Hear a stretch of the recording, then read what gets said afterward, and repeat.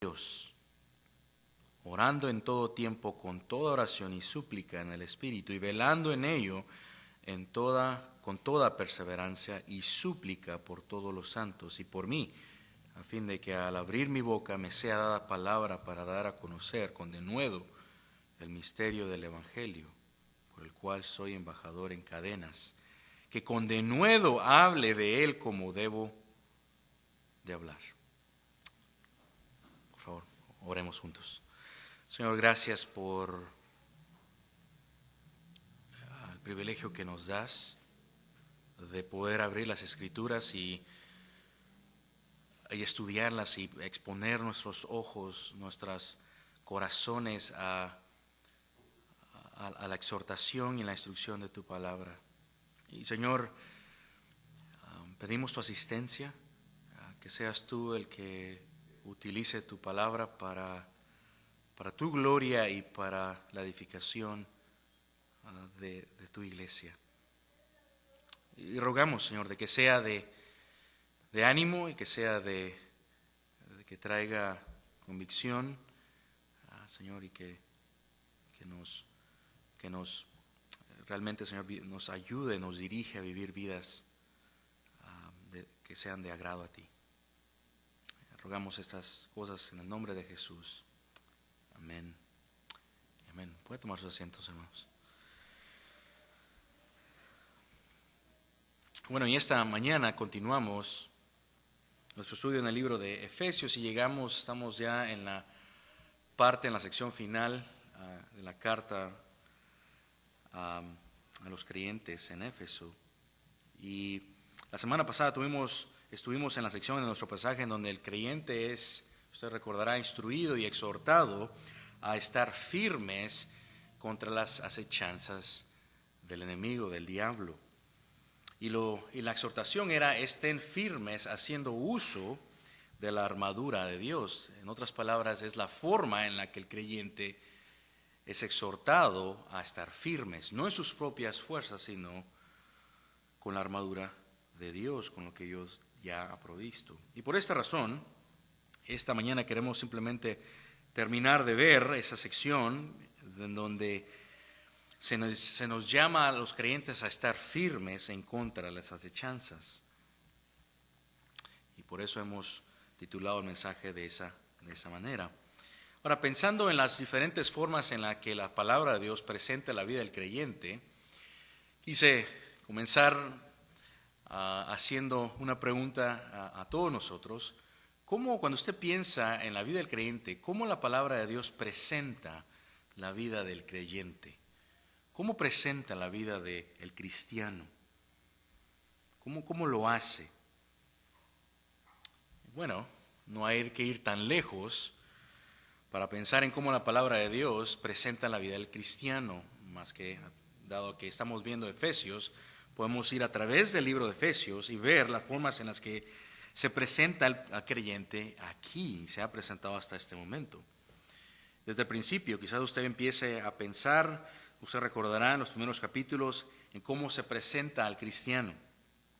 Quizás usted piense en la esperanza en la que se presenta al creyente que se le ha sido dado, al haber sido salvados por gracia, y se le presenta como un pecador salvado por gracia mediante la fe, y que ahora entonces vive bajo esta realidad, bajo la gracia de Dios y la misericordia de Dios, dado a que se nos presenta que el creyente es salvado por gracia. Esa es la verdad en la que nos gloriamos.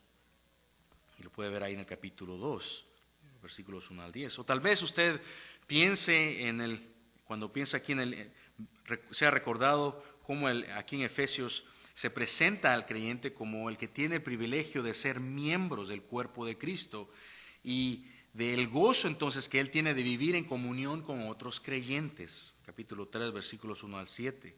O quizás usted también pueda pensar en la forma que se presenta al creyente al reflexionar en el privilegio que tiene de haber sido reconciliado con Dios cuando estaban lejos de Él, sin Dios, sin esperanza, ajenos a sus promesas, pero que ahora tienen paz para con Dios. Somos considerados incluso miembros de la familia de Dios. Capítulo 2, versículos 11 al 19. Y todas estas verdades, entonces, hermanos, muestran la manera en que la palabra de Dios presenta en la vida del creyente, tanto aquí en Efesios, como en otras partes de las Escrituras. ¿Y cómo es que lo presenta? Presenta como alguien, como un creyente que tiene una vida llena de bendiciones, gracia, que ha sido bendecido con toda bendición espiritual en los lugares celestes. Y sin embargo también, escucha esto, una de las formas en las que muestra al creyente en otra realidad fundamental es de que el creyente está también en una batalla espiritual. Y esa es una realidad. Así como es también real la esperanza en la que tiene una batalla espiritual. De tal manera que cuando usted piensa entonces en la vida del creyente, me pregunto si el considerarse como dentro de como un soldado, como un guerrero que está batallando, es una de las maneras en las que usted se ha visto. Vemos aquí entonces en que el creyente se nos instruye de que está en camino a la gloria, en donde el creyente se enfrenta a una lucha constante con su carne, con el mundo y Satanás. Pero particularmente aquí en Efesios se nos advierte sobre las acechanzas del diablo, sobre sus artimañas, sus maquinaciones que son diseñadas para engañarle al creyente, que le induce al pecado, a fomentar desobediencia a la palabra de Dios, a menospreciar la verdad de Dios o dudar de ella.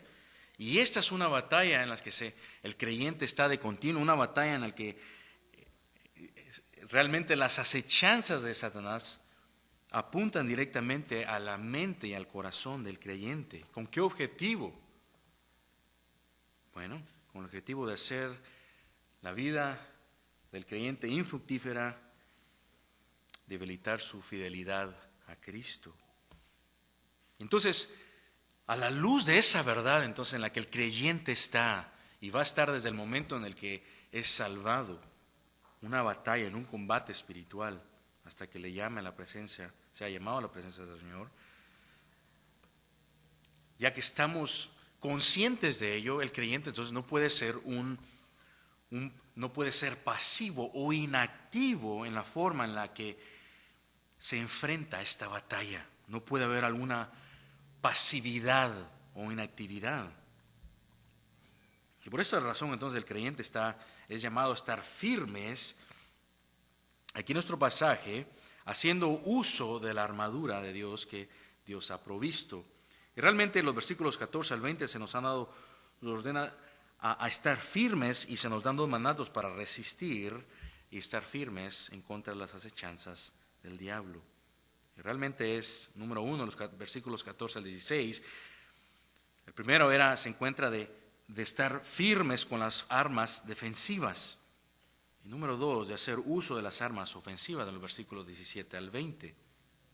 Y realmente, desde la semana pasada, hemos estado viendo las diferentes entonces partes de la armadura de Dios que al creyente se le llama a usar y a estar firmes de esa, echando mano de ellas. Y la semana pasada, una pequeña recapitulación, miramos que la semana pasada, nuestro pasaje, que el apóstol Pablo, al dirigirse entonces a los creyentes en Éfeso y enseñarles cómo estar firmes contra las acechanzas, utiliza la armadura de soldados romanos como una analogía. Y con esta entonces ilustra cómo las actitudes y las verdades bíblicas acerca de nuestra identidad en Cristo deben de vivirse para resistir los engaños, para permanecer firmes en contra de las acechanzas del adversario. De la misma manera entonces en las que un soldado romano vestía su armadura, así entonces el creyente debe de permanecer firmes con su armadura para enfrentar las emboscadas del diablo. Y ahí entonces está la parte de nuestra armadura espiritual que Dios ya ha suplido para poder estar firmes. Y veíamos entonces la semana pasada de que cómo se nos llama a que la vistamos, a vivir estas verdades. ¿Por qué? porque nuestro enemigo es poderoso. Y aunque sin embargo, aunque reconocemos que es poderoso, reconocemos a la misma vez que Cristo le ha vencido, y el creyente tiene una gran confianza en este combate espiritual que tiene entonces.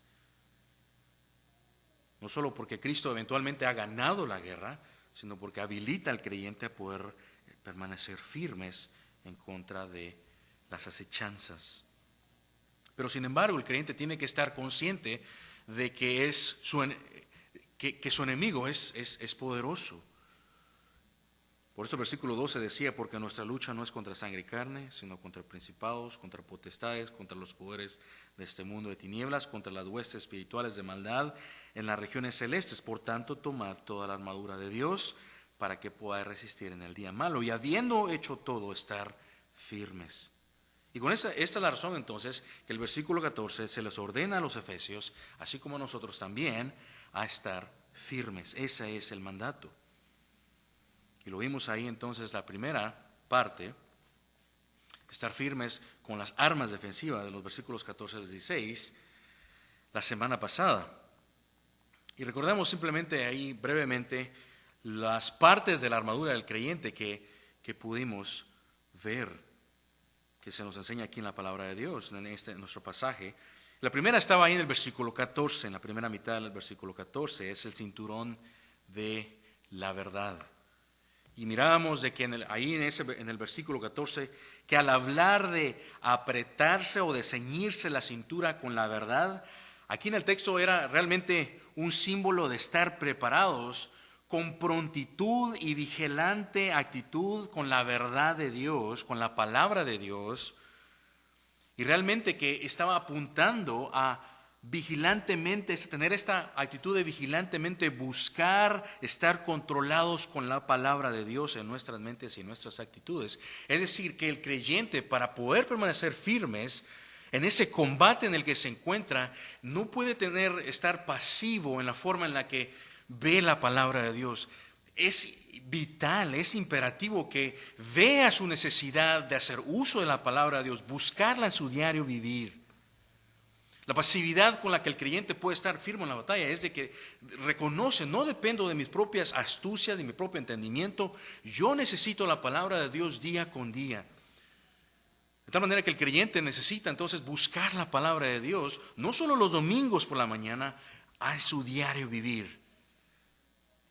Y buscarla con prontitud, con una actitud de vigilancia, porque sabe que la necesita. Es lo que va a mantener toda su armadura, toda su vestidura, su identidad en Cristo firme con la verdad de Dios. También miraba la segunda parte entonces ahí de la armadura, de la coraza de justicia, en la segunda mitad ahí del versículo 14.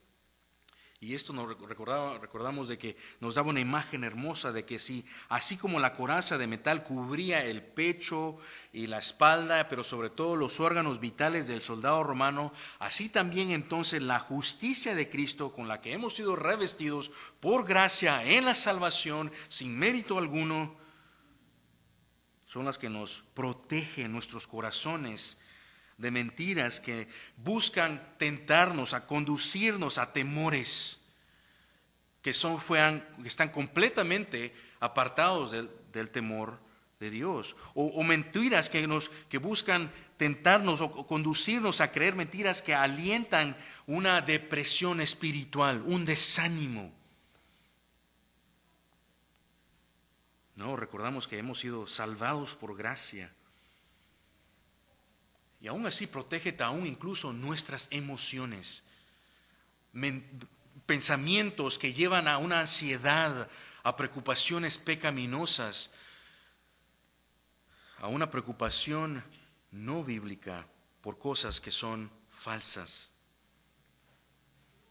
a examinar las condiciones de nuestras vidas, divorciadas de la realidad de las promesas de Dios. Pero también mirábamos entonces cómo la coraza de justicia incluso es la que anima al creyente a guardar los deseos, los afectos de su corazón para no ser para no ser engañados a vivir según nuestros propios deseos pecaminosos, sino para vivir para aquel, como dice en Gálatas 2:20, para vivir para aquel que nos amó y se entregó por nosotros. Realmente la coraza de justicia busca, de tal manera que esa coraza de justicia, quienes estén vistiéndola, son los que van a buscar conformar sus vidas a la imagen de Cristo con toda su mente y sus corazones, examinando los efectos, los deseos de su corazón, si puede haber algún ídolo por el cual necesita aún incluso removerlo. Recordábamos entonces la tercera parte ahí de la armadura del creyente es el calzado del apresto del Evangelio, ahí en el versículo 15. Y esta es entonces, éramos recordados de que esta es la proclamación del Evangelio que nos ayuda a avanzar en nuestras propias vidas con el Evangelio. No solo recordándolo, nunca. El Evangelio es central en la vida del creyente, incluso aún en su santidad. De tal manera que nos recuerda entonces, recordamos de que el calzado del apresto del Evangelio es esta proclamación del Evangelio que nos ayuda a avanzar en nuestras vidas, pero que también nos ayuda a avanzar en la gran comisión que nos ha sido dado por Cristo. ¿De qué? De predicar el Evangelio y de hacer discípulos a todo a quien el Señor salve. Nos permite entonces avanzar incluso en esta guerra espiritual que tenemos contra huestes espirituales de maldad que buscan frustrar el avance incluso del Evangelio.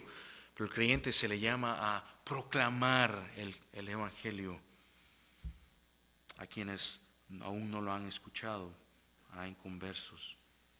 Y luego veamos esta cuarta parte de la armadura, que es el escudo de la fe en el versículo 16. Esta era hablábamos que era la fe en Dios mismo. Reflexionábamos en nuestra necesidad de ejercitar nuestra fe en Dios, en sus promesas, en nuestro diario vivir. La necesidad que el creyente vive por fe y no por vista. Su confianza está descansando en Dios mismo para salvación cada día de su vida. Es la forma como el creyente vive día con día. Y la necesidad entonces de ejercitar su fe. No es una vida de positivismo, es un ejercitar de la fe que aun cuando le hace falta dice, Señor, ayúdame. No puedo llevar a cabo, no puedo vivir si tú no me ayudas. Esa constancia, reconocer de dependencia en el Señor, en quién es Él, en su santificación, en la salvación que está aún por venir. Recordar que el creyente necesita ejercer su fe en el Señor, su confianza descansándola en Él.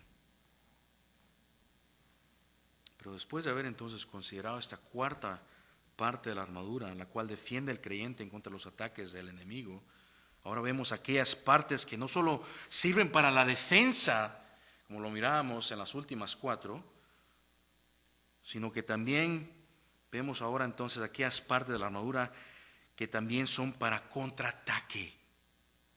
Y esto nos lleva entonces a nuestro segundo punto de nuestro pasaje, aquí en los versículos 17 al 20, en donde se nos llama a permanecer firmes con las armas ofensivas.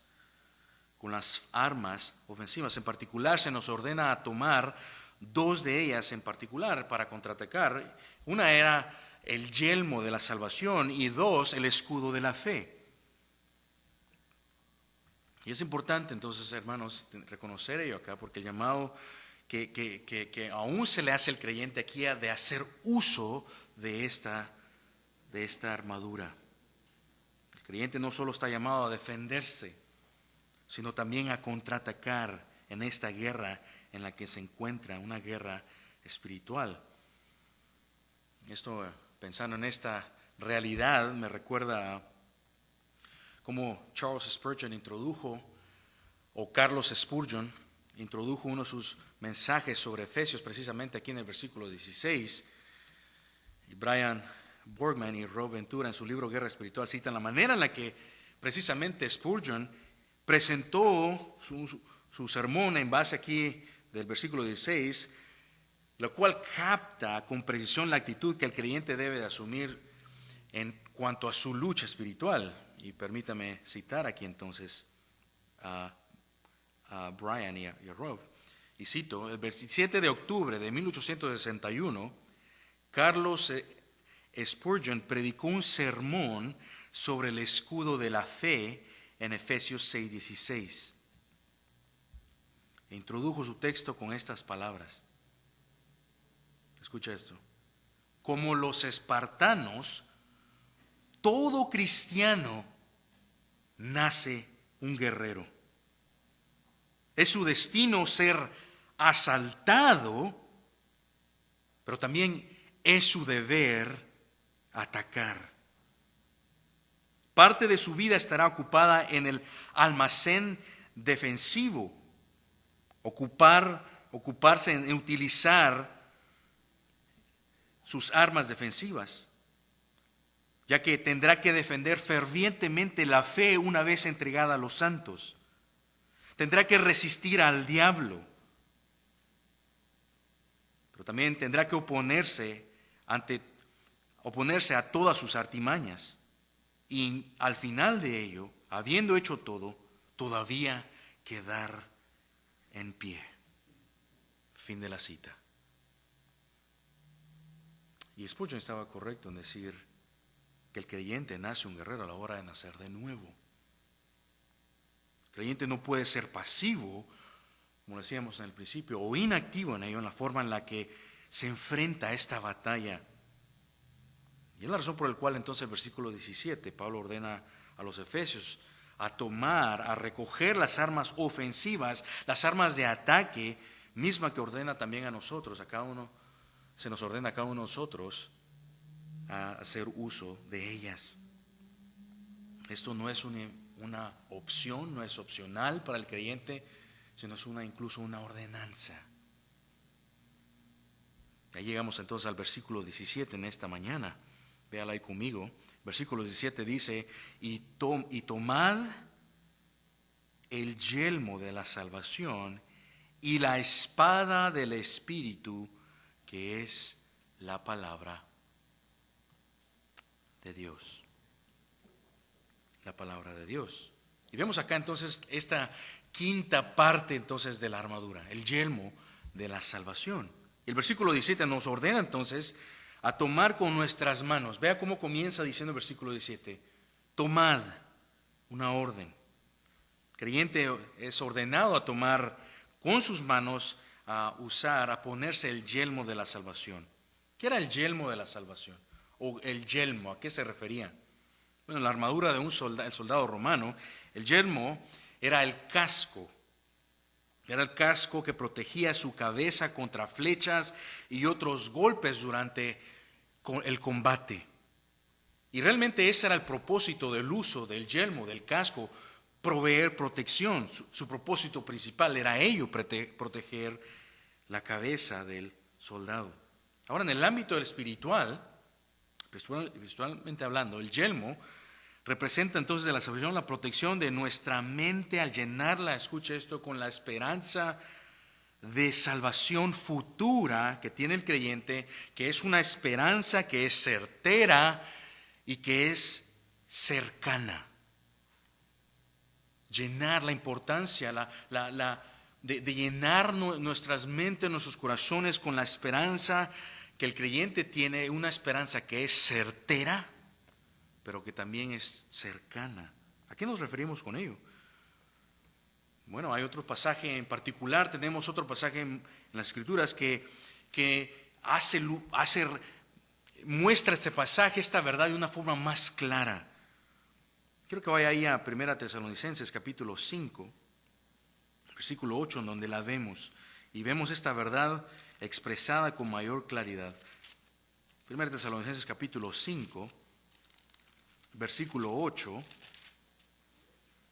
dice el versículo 8, pero nosotros que somos del día, seamos sobrios, habiendo vestido con la coraza de fe y de amor, y con la esperanza de salvación como yelmo. yelmo. Y en este pasaje Pablo está hablando sobre la venida del Señor Jesucristo, que está próxima y que llegará. Y dice el pasaje que llegará como ladrón en la noche. Cuando el mundo proclame paz y seguridad, la destrucción vendrá repentina. Pero dice el versículo 4, nos recuerda: mas vosotros, hermanos, no estáis en tinieblas para que el día os sorprenda como ladrón. Versículo 6, por tanto, no durmamos como los demás, sino estemos alertas y seamos sobrios. 7, porque los que duermen de noche duermen, y los que se emborrachan de noche se emborrachan. Y la exhortación es clara entonces. No vivamos como aquellos, como los que no tienen esperanza de salvación. Aquí en 1 Tesalonicenses 5, no vivamos como los que no tienen salvación, la esperanza de salvación, quienes duermen espiritualmente hablando y viven en oscuridad. Por eso el versículo 8 nos dice: pero puesto que nosotros somos del día, seamos sobrios, habiendo puesto la coraza de la fe, del amor y por el yelmo de la esperanza de salvación. Versículo 9, porque no nos ha destinado Dios para ira, sino para obtener salvación por medio de nuestro Señor Jesucristo, que murió por nosotros para que, ya sea que despiertos o dormidos, es decir, vivos o muertos, ahora sí físicamente hablando, vivamos juntamente con Él.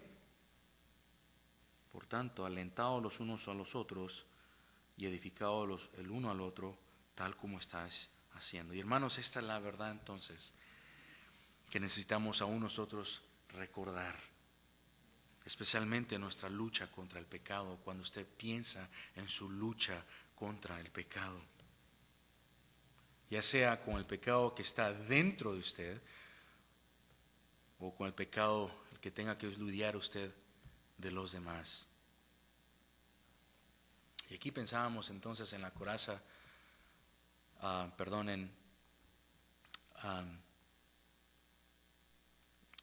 piensa en los momentos en los que su lucha contra el pecado se ha sentido usted desanimado. Desanimado particularmente porque parece que no hay mucho progreso en su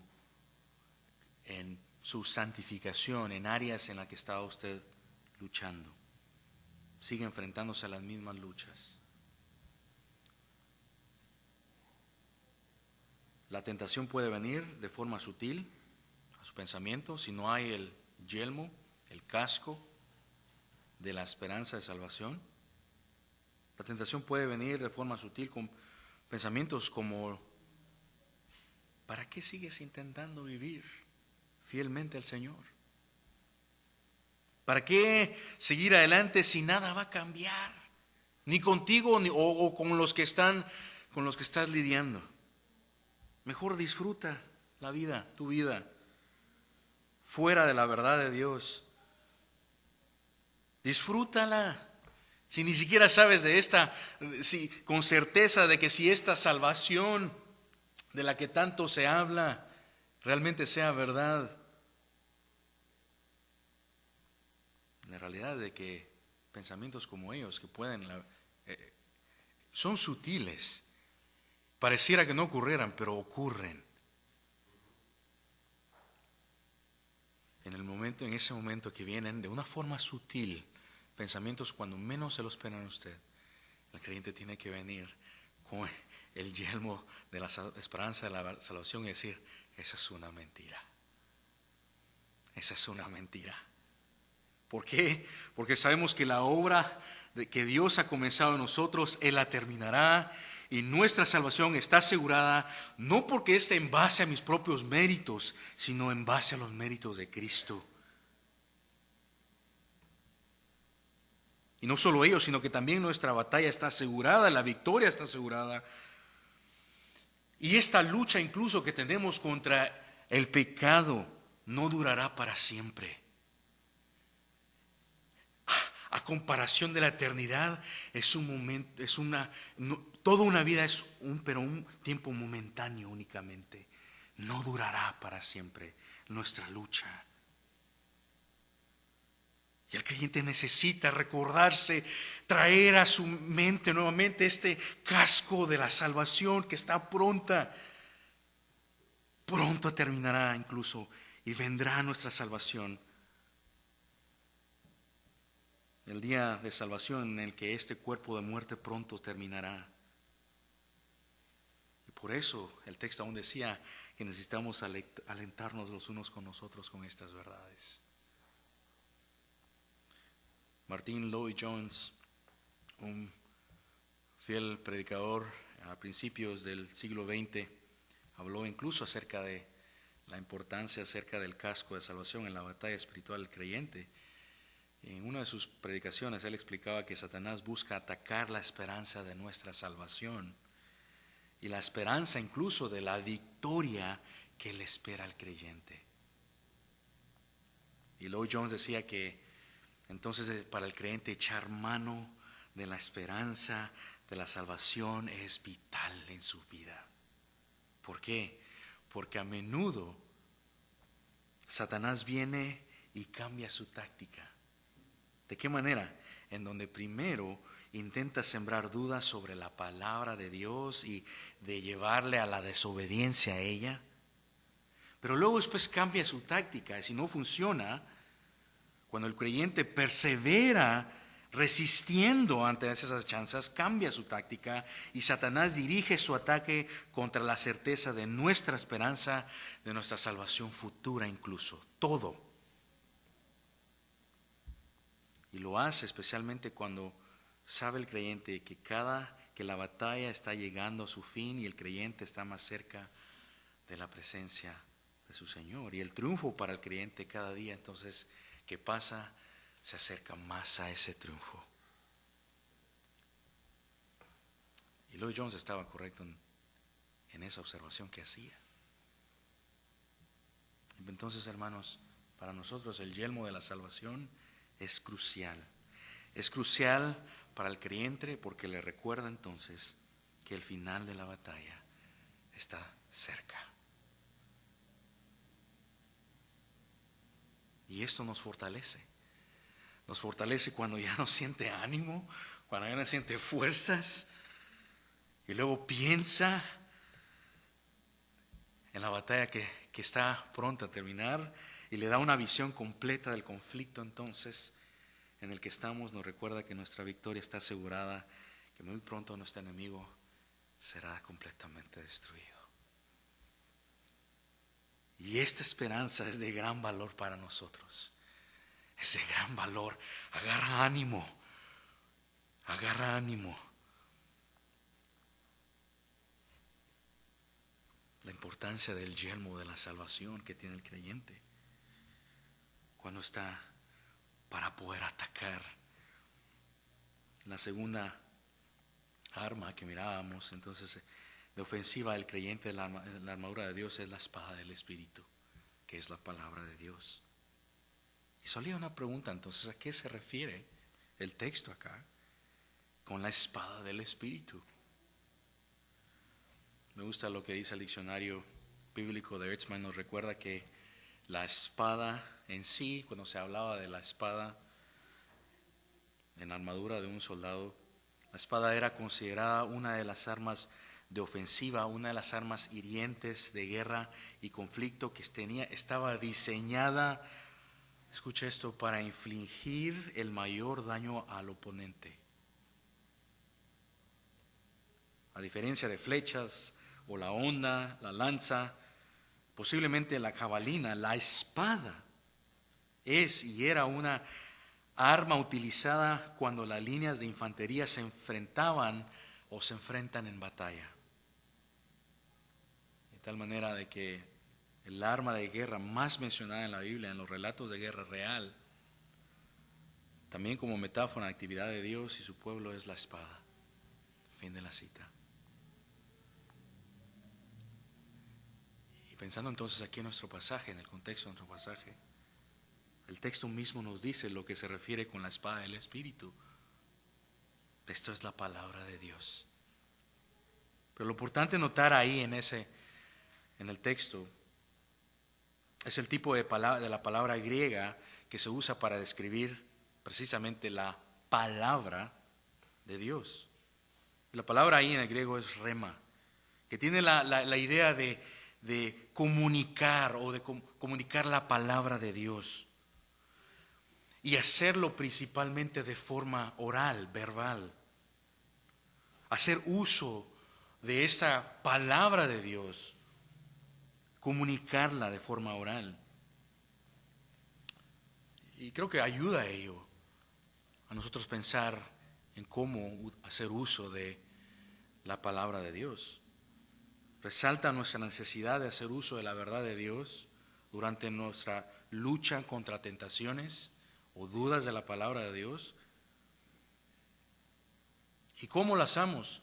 Trayendo precisamente la verdad de Dios a nuestra memoria, utilizándola incluso verbalmente para destruir cualquier argumento falso que venga con alguna tentación o que se oponga a las verdades de la palabra de Dios. Usted, hermano, usted y yo tenemos que hacer uso de la verdad de Dios. Esta es la palabra de Dios en la que destruye falsos argumentos, razonamientos altivos que se levantan contra el conocimiento de Dios y que pone todo pensamiento en cautiverio a la obediencia de Cristo, como lo leemos en 2 Corintios 10:5. Un ejemplo de ello, de quien utilizó la palabra de Dios de manera perfecta, fue nuestro Señor Jesucristo, cuando fue tentado por Satanás. Ahí en Mateo capítulo 4, versículo 4, después de que el diablo tienta a Cristo a convertir las piedras en pan, Cristo responde citando el Deuteronomio 8:3. Le dice, escrito está, no solo de pan vivirá el hombre, sino de toda palabra que sale de la boca de Dios. Una respuesta excelente que contrarresta todo ataque, toda maquinación, toda mentira, falso argumento de la verdad de Dios o en contra de ella. Y hermanos, cuando pensamos en la forma que el creyente entonces pueda contraatacar y mantenerse firmes en contra de las acechanzas del diablo, la palabra de Dios es vital en su lucha. Es vital. Es la verdad de Dios con la que usted usa. Es la verdad de Dios en la que usted necesitará para poder resistir tentaciones, oposiciones, argumentos en contra que ponen en duda la verdad de Dios. Y por eso se nos llama a tomarla y hacer uso de ella y a vestirla. Por último, el versículo 18 también nos muestra otra arma potente y esta es la oración. El versículo 18 dice de la siguiente manera ahí en el capítulo 6, orando en todo tiempo con toda oración y súplica en el Espíritu y velando en ello con toda perseverancia y súplica por todos los santos. Por todos los santos. Y ahí termina el versículo entonces mostrando una de las armas más poderosas de ofensiva, de ataque en la vida del creyente. Y esa es la oración. Ahí en el versículo 10 del capítulo 6,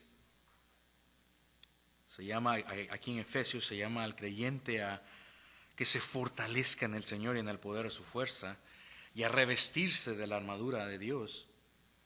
Y la oración es necesaria para este fortalecimiento del creyente y para vestir y para mantenerse firme en la batalla que estará todos los días en su peregrinaje a la ciudad celestial. Bien se ha dicho que el creyente entonces pelea sus batallas en sus rodillas. De la misma manera, comentaristas han correctamente también observado que esta es la razón por la que incluso aún la oración, escucha esto, del Padre Nuestro, vemos una parte en la que se nos instruye a orar por protección. Líbranos del maligno. Líbranos del maligno. ¿Qué hace usted, hermano, cuando se siente abrumado? Ora. Una de las actitudes o de las palabras que de mayor de continuo debería estar en los labios del creyente es: Señor, ayúdame, guárdame, ayúdame. Incluso las palabras no son lo más importante, es el corazón que está diciendo: te necesito, ayúdame. El Espíritu sabe cómo poder interceder a favor de los creyentes con gemidos que no tienen, ni siquiera toman sentido, pero sabe cómo interpretar lo que el creyente necesita en los momentos en los que clama al Señor. ¿Clama usted al Cristo? ¿Ama usted la oración? Incluso cuando no tenga ganas de orar, puede decir: Señor, así está mi corazón, pero necesito orar. Y el texto ahí termina diciendo cómo debemos de orar. Orando en todo tiempo, y hace por lo menos 5 características en que el creyente debe de hacerlo. ¿Cómo? Con toda oración y súplica, con todo tipo de oración. 2, en todo tiempo, es decir, constantemente. 3, en el Espíritu. 4, velando. Y 5, con toda perseverancia. La oración debe de ser lo más fácil, y es incluso lo más fácil que el creyente puede hacer. Y sin embargo, ¿acaso no es cierto que muy a menudo es lo más difícil? Porque requiere de un esfuerzo, requiere una intencionalidad para poder hacerlo. Que el Señor nos ayude en ello. En los versículos 19 solo mirábamos un ejemplo como el apóstol Pablo entonces hacía petición de que oraran por él. Y a mí, dice el versículo 19, a fin de abrir mi boca, vea la petición que hace, para que sea dada palabra, para dar a conocer con denuedo el misterio del Evangelio. Esta es la petición. Si quieren orar, oren por esto, oren por mí, por el cual soy embajador en cadenas, que con denuedo hable de él como deba de hablar.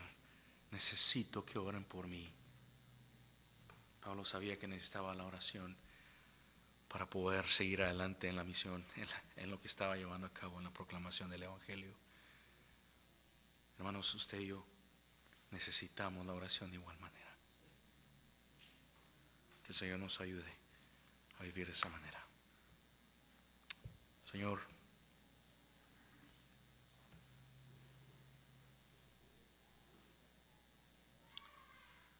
a menudo no es tanto que no sepamos, Padre, lo que ya tú nos has dado, el escudo de la fe, la espada de la palabra, la coraza de justicia, el calzado del Evangelio, el apresto del Evangelio, el yelmo de salvación, el cinturón de la verdad. No es que no lo hayamos escuchado anteriormente, es que lo olvidamos. Yo te ruego de que mis hermanos, la iglesia, haga uso de ella, que vea su vida, su vivir a diario también como una lucha que tiene que batallar día con día, en la cual no podemos ser pasivos o inactivos o tomar la postura de víctimas. Señor, tú nos has dado ya una victoria, eventualmente la salvación, porque Cristo la ha ganado. Yo te ruego que podamos nosotros, mis hermanos, día con día, puedan ser recordados de ella. Ayúdanos, Señor,